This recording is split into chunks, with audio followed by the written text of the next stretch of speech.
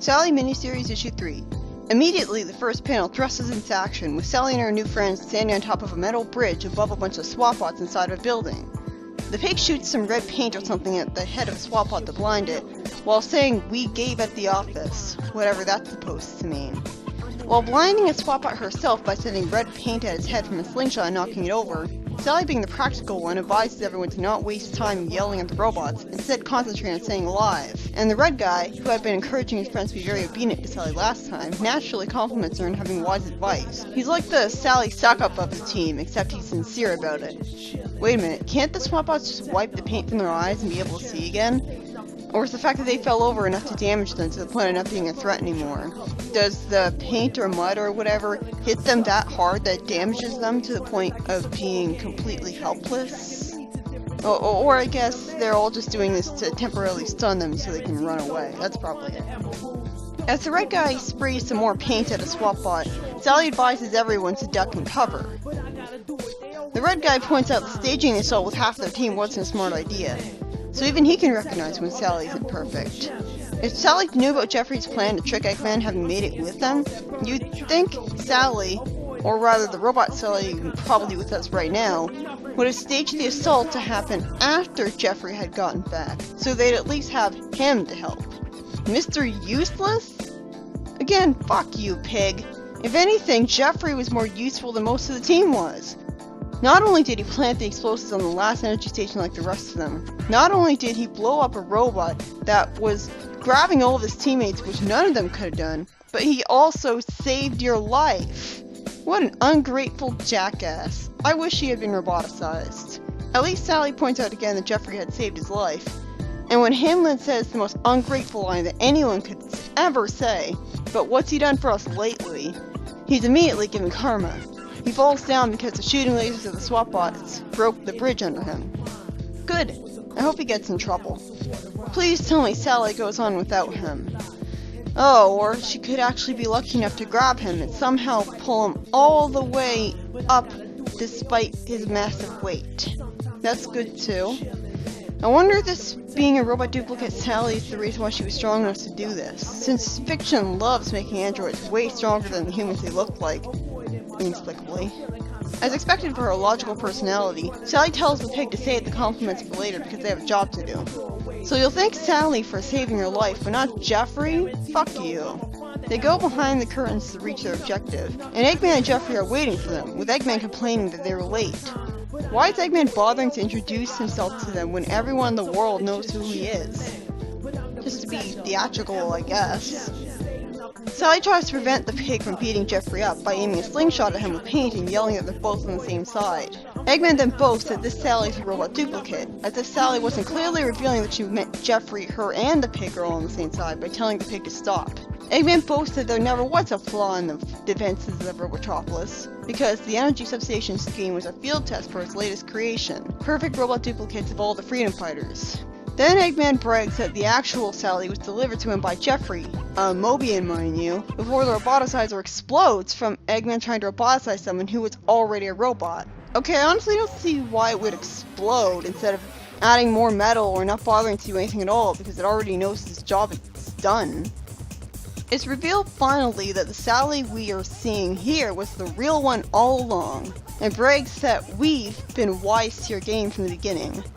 If she means her and Jeffrey, then yes, but pretty sure her friends were completely oblivious since they thought she was killed when the roboticizer exploded. But I guess she knows that, and that's the point. She wants to trick Eggman. She aims a grenade at Eggman with a slingshot. You know, there's something charming about this responsible, self-righteous leader of the Freedom Fighters casually using something as spunky as the ultimate juvenile delinquents tool. Also, either she's only aiming a bomb at Eggman as a bluff or she's finally gotten a clue. I'm guessing it's the former. Eggman boasts that he never comes without a backup plan, and surrounds everyone with stealth robots crawling out of the woodwork, which don't immediately die because of the grenade Sally was just aiming at Eggman. One of which grabs Sally. Then Jeffrey presses the button to make the floor shake and reveal an underground digging machine coming straight through the floor, with some more freedom fighters we've never seen before coming after him. I don't really care about these guys either. This happens after Jeffrey reminds him in another line of his I find genuinely cool that he was the leader of an underground group of rebels, and now they're coming as a Chekhov's gun. We also see Arlo and Penelope being just fine. Oh, good, they still remember that one of them is supposed to have a broken leg, that's good. So they're picked up by Jeffrey's friends, who I guess he called on his walkie-talkie or something to tell them to come to the island with hang gliders of their own and save the guy with a broken leg. Because Jeffrey knew ahead of time that Arlo would get his leg broken and would need his friend's protection for some reason. Anyways, Eggman panics at the awesome Big Damn Heroes moment, and after Sally awesomely kicks Eggman, Eggman presses the button for the building to self-destruct, which would destroy the building he worked so hard on building. Kind of counterintuitive there, especially since it'll also destroy all of the duplicate robots that you worked so hard on making. You could have just left, and that was it. Instead, you did the hero's job for them. They probably wanted to destroy your building anyways. Eggman then gets into an escape tube which lets him leave the building. And unfortunately, the stealth robot that Sally still hadn't destroyed with the grenade she had been aiming at Eggman earlier destroys the machine Jeffrey's forces had used to enter the building, getting rid of their easy ticket home. Why does Sally insist on calling Jeffrey St. John? Aren't they working together as friends? But she's still on a mere last name basis with him. She really wants to reaffirm that she's the one in charge and keep her distance. Anyway, she shoots a swap bot with red spray paint to knock it over and blind it, and someone else does the same. In this way, they free up an air car, just call it a UFO, that'll let them leave the building. It sure is convenient that Eggman put small vehicles inside of a building. With these UFOs, everyone flies out of the building safe, and Sally says that Eggman's robot duplicate production plant is destroyed, so he won't be making any more of her or anyone else anytime soon. Did you think Eggman won't remember how he built them and be able to build them again? Why would he store the blueprints there and not in his own base? Hamlin acts as the audience surrogate by saying he doesn't understand what just happened, and Sally admits that she was in on the plan and barely understood it herself, so even the writers know that it's confusing. She awards everyone with some medals that she happened to be having in her vest pocket all along. That is one big pocket. And she says that they're all fully fledged freedom fighters now, with all the privileges, what privileges, and duties to the rank and tails. All because they helped her on 2 missions they actually did stuff in. We then cut back to the camp at night, and she explains she's sorry she couldn't tell everyone the full story, but secrecy was crucial because the reactions to events had to be authentic, so as to catch Eggman by surprise. Because of this clear recap plan explanation scene by Sally, this really helps mitigate the complaint that the underlying plot of the Sally miniseries was too complicated, because they could have easily not had this here. She recaps that Eggman had cut a deal with Jeffrey to swap her for a robot duplicate. Not sure why Eggman thought Jeffrey would ever truly support him since he's not brainwashed. This is possibly the stupidest thing Eggman did, and it's his undoing. But Jeffrey's true loyalty was to the king and his country all along. So after gaining Sally's trust by revealing what he knew of Eggman's master plan to her, they took steps to throw a wrench into it by activating the robot duplicate prematurely. Gaining Sally's trust, that's another thing. This explains why Sally went from being arbitrarily suspicious of Jeffrey like when she first met him, to trusting him with his whole plan. With Sally's robot duplicate given free rein to do what it was programmed to do, Jeffrey was able to uncover the nuts and bolts of Eggman's plan, which included the attacks on the next 2 energy substations, which were decoys devised to test the leadership skills of the robot Sally. I guess so he could see if she'd be convincing enough, but why would he ever test her out on the real teammates she's trying to fool? That's pretty risky. Why not test her in a more safe way? And just in case Eggman had any other surprises for them, Jeffrey and Sally had a safety net, the Rebel Underground, which were cleverly used to Chekhov's gun set up from Jeffrey's first meeting with Sally, rather than completely forgotten about for a really long time like I thought they'd be. So Jeffrey's forces had found Arlo and the other guy and set the broken leg on one of them. I guess with their inexplicably expert medical training and equipment. The tricky part of Jeffrey's plan, though, was bringing the robot Sally out of the camp and swapping her for the princess in full monetary view of Eggman. Why didn't Eggman catch him if he was doing it in front of him? Well, that's because Eggman, this was the first and only switcheroo, which left them free to plot their next move. Oh, there's actually sort of a reference to it, if not an explanation. The red guy says the real Sally called Jeffrey St. John when the fake Sally called him Jeffrey like a normal person would. And as I noticed, the robot also wore a purple vest instead of a blue one. So again, everything has an explanation. Problem is, you'd think Eggman would remember his robot Sally had a purple vest and realize Jeffrey had brought the fake one to him. So this creates a massive plot hole, unless Eggman really is that forgetful, or unless he couldn't really see what color vest she was wearing because she was under the glass or whatever. But then when Sally confronts Eggman and she's clearly wearing her blue vest, he doesn't think she's the real deal. He doesn't ask why she's wearing a different color vest now. So yeah, that does create a plot hole. He sees what color she's wearing and still thinks that she's not the real deal. Why would Jeffrey give her the purple vest of the robot Sally? Why would the robot Sally have a blue vest all of a sudden? I guess Eggman knew that people wouldn't get suspicious of the fake Sally just because she wore a different color. But I still don't see what was so hard about getting the color of her signature vest right. The fake Sally even grieved and made hard choices just like the real thing.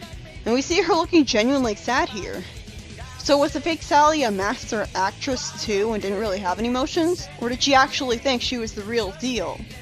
Should I feel sorry for her, being blown up when technically she never did anything wrong yet?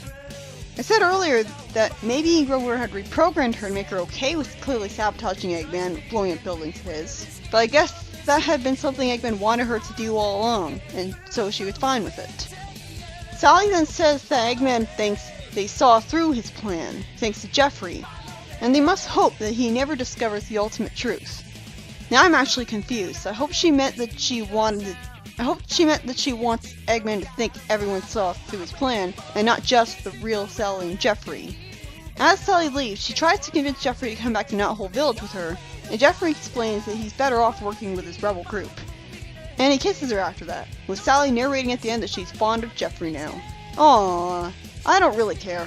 Seriously, I guess this is the benefit to not supporting the opposites don't attract Sonic and Sally ship, is that I'm only very slightly annoyed by Jeffrey being a rival to Sonic for Sally here. And even then, it's only out of pity for Sonic and his problem, and not out of a genuine worry for the future of their relationship. A relationship that the first ever comic special blatantly told us is going to lead to them getting married, regardless of what Jeffrey does. Ultimately, I'm just happy for Sally being happy, and I don't really care. Much like how I failed to see why the Sally miniseries is the worstest thing ever after this point, I fail to see why much of a summary is needed from me, since me explaining Sally's recap of her master plan was good enough of a summary for the whole thing. That was basically what this entire issue was dedicated to anyways, the recap. The only new thing that happened aside from that was Sally leading the guys into a building of Eggman's, the whole plan going through, and then they go home. The guys were all equally useful as she was at reaching Eggman successfully, so I gotta compliment that. In fact, that's a huge compliment I can give to the Sally miniseries. They managed to show to me how even freedom fighters without special powers can fight swap bots. Sally and the others here may not be able to spin dash and cut through swap bots by the dozens, but as long as they can blind them and knock them over with spray paint or mud, they don't really need to be able to destroy them. It's inspiring! Like, anyone can technically fight swap bots if they have these things. I have a lot more respect for Sally's ability to handle robots after this miniseries. Of course, while I end up enjoying these 3 stories letting us see how capable Sally can be, I'm not saying the Sally miniseries was perfect. Other than the pig, who's an absolute asshole, constantly annoyingly arguing with Jeffrey, the other training freedom fighters have no personalities, so there's absolutely no reason for me to care about them or even remember their names. People can complain about most Sonic characters like Amy and Cream and Big the Cat being one-dimensional if they want, but having one really prominent personality trait is still better than nothing. It's still better than being bland and forgettable and generic and boring. They didn't even bother to give Penelope and Arlo and Red Guy a gimmick. I almost called Arlo Arlock there. That's how forgettable their names are. I don't think the confusion over Jeffrey's plan with the fake Sally is enough to completely destroy the miniseries' credibility, as some people might think. Especially since it was recapped pretty clearly by Sally at the end of the 3rd issue, so there's no excuse for confusion. Again, I admire how smart and well thought out the plan was. Jeffrey was pretty smart about this. I may hate the later him for what he is going to do much later on, but for now, I think I like him well enough. More than Antoine and Rotor at the very least. Really, the only gigantic problem I could find with the Sally miniseries Aside from, again, Sally being the only likable and distinct character in the group of bland, boring people and Hamlet being a jerk, the only huge problem I have with it is that in a miniseries that was supposed to show off what Sally can do on her own, without Sonic there to save her, the real Sally spent the majority of it not in the story at all. It was the fake Sally that we were seeing the adventure of, the fake Sally who stole the show. Sally would feel robbed. But again, I don't really think this is a deal breaker to me. Remember, the fake Sally is supposed to be almost exactly like the real thing. So what she's able to do is what Sally's able to do. So regardless of whether this was the real Sally or not, I was still shown through her actions that this is how capable Sally actually is. That the real Sally would be just as capable of disabling SWATbots and making great plans, even though she can't spin dash through robots or destroy them with super strength and a laser shooting arm cannon. Even though this wasn't the real Sally, you still gave me a lot of respect for Sally's capabilities that I never had before this point. So for what's worth, I think the miniseries did its job. I can understand the complaint that it was too complicated and confusing with the Sally robot plan, but that's not a deal breaker for me. I was able to figure it out just fine. Not to mention it was obvious Jeffrey would never really support Eggman from the start since he's not brainwashed. So yeah, before I move on to issue 24, one last bit of trivia. I've heard that originally it was planned to reveal later in the comic that the Sally we all know actually had been destroyed in an exploding roboticizer like this issue made Hamlin think it happened. And that the real Sally we would think is the real one after this miniseries would be the fake Sally all along. Of course, it's a sign of good writing sense on the writer's part that they realized this was a stupid idea and scrapped it. Because obviously the fake Sally wouldn't have wanted to help the freedom fighters by being reprogrammed first, and wouldn't have been able to qualify for the throne and have kids with Sonic in the good future. Not to mention, I don't know if Sonic would accept the fake Sally as his wife, or if anyone would accept her as a friend to the same extent that the old one was, for that matter. And there's the problem of it being too dark and overly complicating what was already Jeffrey's complicated plan by making it screw up in a convoluted way. You can't figure out why it would screw up. Having the roboticizer explode when a non-robot was in it for some reason. It's a good thing they decided to not go through with it.